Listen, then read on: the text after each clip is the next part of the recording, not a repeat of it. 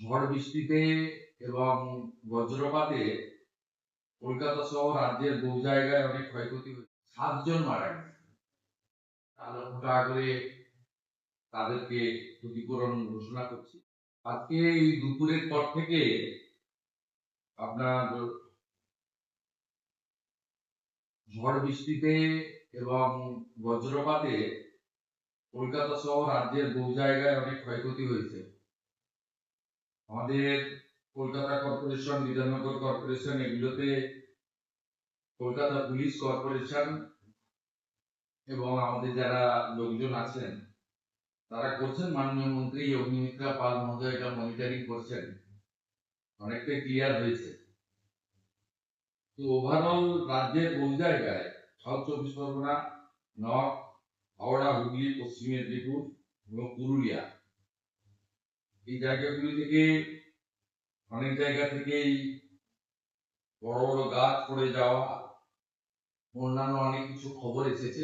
কলকাতাতেও দেখেছেন কিছু গাড়ির উপরে গাছ পড়েছে, কিছু ইনডোরও আছে। আমাদের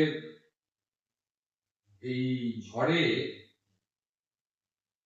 এবং বিভিন্ন কারণ আছে, ইলেকট্রিক শক আছে, রেলের আপনার হাউস কোলাপস আছে, আর আপনার লাইটনিং আছে, সব মিলিয়ে 7 জন মারা গেছে।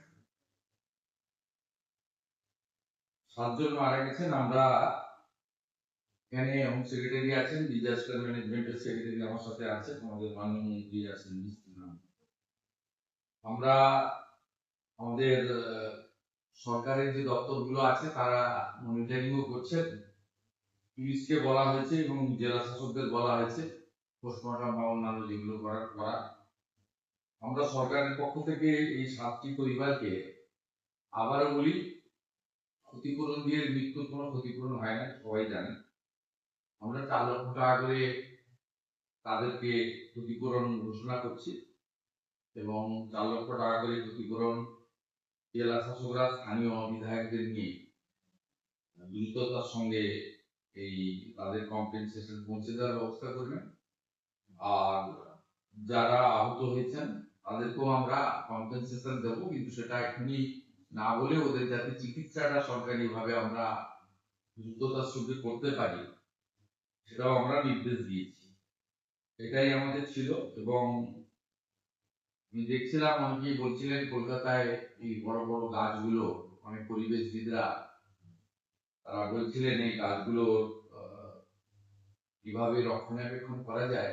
আমরা সিএসকে বলেছি, ফরেস্ট, এনভায়রনমেন্ট এবং এএমসি কে নিয়ে কথাবার্তা বলে এই ধরনের ন্যাচারাল ক্যালামিটি তো শুরু হলো, এটা চলবে মানে বিভিন্ন সময়, কিভাবে এটাকে একটা প্রোটেকশন নেওয়া যায় সেজন্য তারা দেখবেন। কিন্তু আপাতত গোটা রাজ্যে যে 7টি এই ধরনের ক্যাজুয়ালিটি ঘটেছে তাদের জন্য আমরা 4 লক্ষ টাকা করে কম্পেনসেশন, আহতদের পুরো চিকিৎসার দায়িত্ব নিচ্ছি। আহতদেরও একটা আমরা কম্পেনসেশন দেবো, সেটা আমরা পরে পৌঁছে দেবো, কিন্তু তাদের চিকিৎসার সম্পূর্ণ দায়ভারটা মানে দায়িত্বটা সরকারের পক্ষ থেকে আমরা নিচ্ছি। আর বাকি তো রাস্তাঘাট ট্রাফিক ক্লিয়ার করার জন্য কলকাতা, হাওড়া এবং বিধাননগর পুলিশ লেগে রয়েছে। পৌর নগর উন্নয়ন মন্ত্রী অগ্নিমিত্রা পাল মহোদয় তিনি সেটা মনে করেন।